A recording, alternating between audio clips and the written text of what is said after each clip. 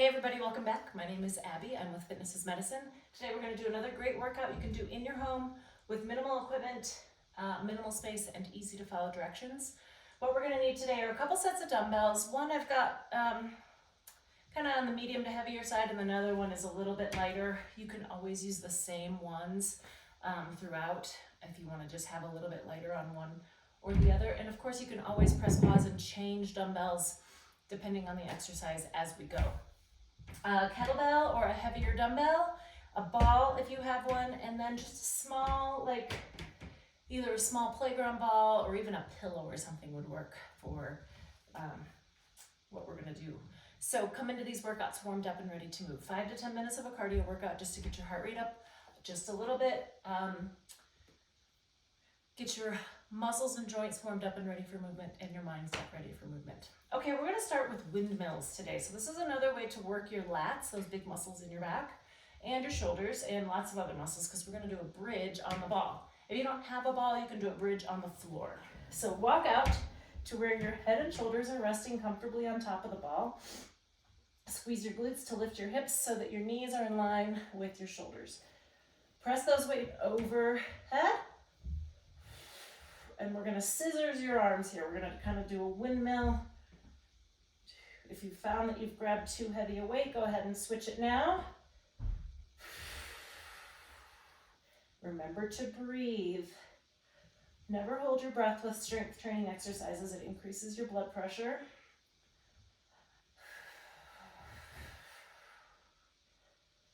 Six, squeezing those glutes. Nice and slowly, both directions here. If you're having shoulder pain, you can do this with your elbows a little bit more bent. Just keep the angle in your elbows. I usually have mine just a little bit bent. It's better for the support for my shoulder. And rest. All right, bring those weights down. Walk yourself back up to seated. And that's it for that one. Okay, I'm gonna put these weights up out of the way.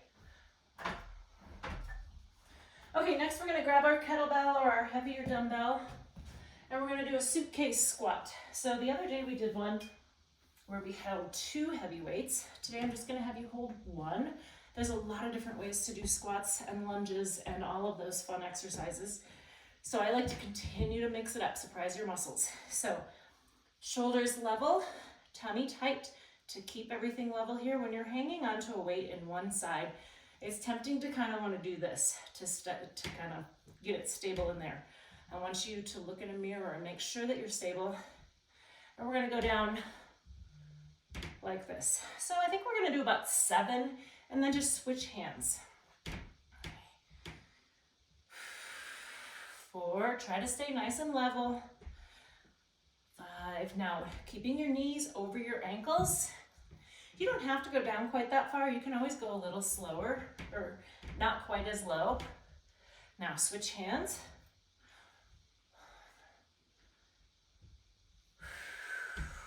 Think about squeezing your glutes right here on your way back up. Keep breathing, tummy nice and tight. 6, 1 more. And 7. All right, good job. Okay, now we're gonna use the other weights that I've got out here, or you can use the same ones that you were using. Now we're gonna do this in a tandem stance. Put one foot in front of the other, or a staggered stance, or if that's just really too much, you can always try a narrowed stance as well. It's just always good to challenge your balance a little bit. We're going to do forward raises. So you're just gonna lift up right in front like that. Now, this can be hard on your back if you're not bracing with your tummy. So let your tummy muscles help your back here.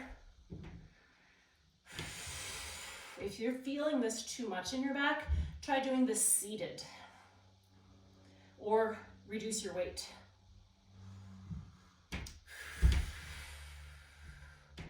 Now again, I'm not going as high as my shoulders. I'm kind of stopping right at my shoulders or a little bit below.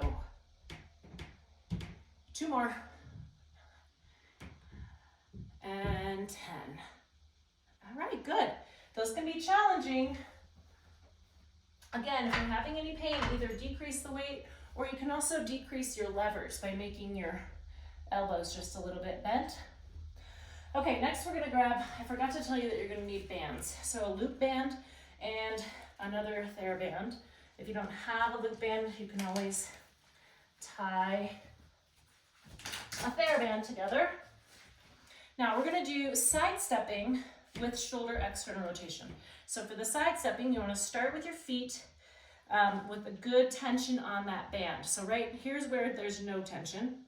I want a good amount of tension, and then I'm gonna keep that distance between my feet. We're just gonna go kind of side step, baby steps like that. Toes straight forward. Don't let that lead toe lead out to the side.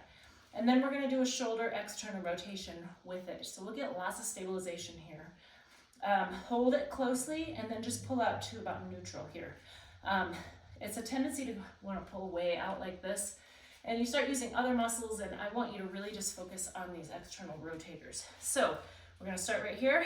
1. Tiny baby steps, but keeping that tension, keeping your toes straight forward. You're not going to go very far, but that's okay. Now we're going to go back the other way. Now, if your arms are getting tired, you can rest your shoulders. And 10. All right, good. You don't go very far, like I said, but it's a really effective hip and shoulder stabilizer. Okay, now we're going to lower down to the floor, and we're going to do plain bridges. I talk about bridges a lot, and we do bridges with balls and things, but I sometimes like to break it down and go back to the basic. So knees bent, feet flat on the floor. I want you to, when you initiate a bridge, flatten your back, squeeze your glutes, lift your hips. So I use bridges, as you know, in combination with lots of other exercises, but sometimes it's really good to just go back to the basics and really figure out how you should be initiating, squeezing, and holding. As always, keep breathing, flatten your back, squeeze your glutes, lift your hips. Now I'm pushing through my heels for these. Flatten, squeeze, lift.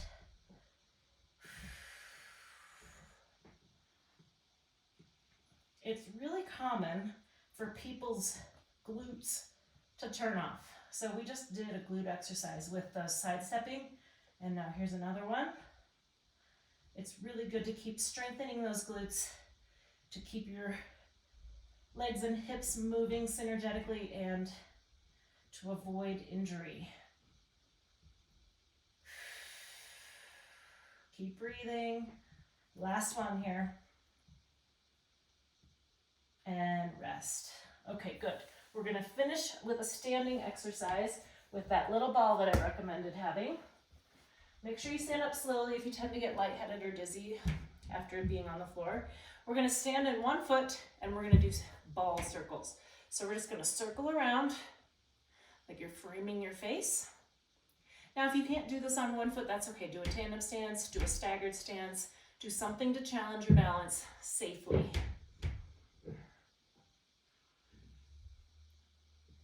All right, now we're gonna switch feet.